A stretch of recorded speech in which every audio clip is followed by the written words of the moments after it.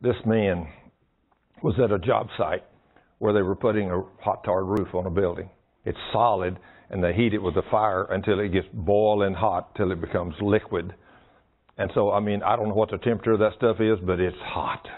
And so then they mop it on the roof of a building.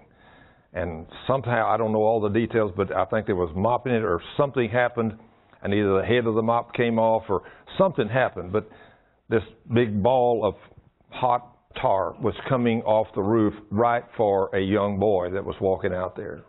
And this man, he ran and jumped and caught that ball in his hand to save that little boy's life.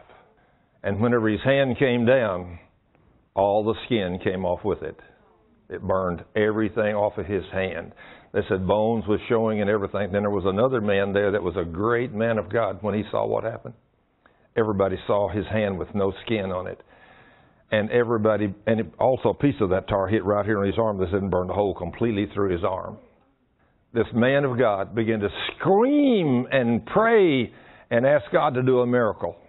I'm telling you what, you got to be a violent Christian to do what this man did. And right in the presence of everybody on the job site, God put a brand new hand and arm on that man right there that day.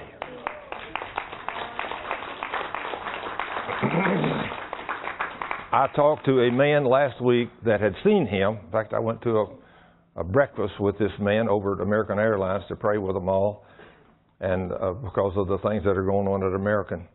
And he says, if you ever have this man come to your church, you'll notice that when you see him, the hand that was burned is brand new flesh.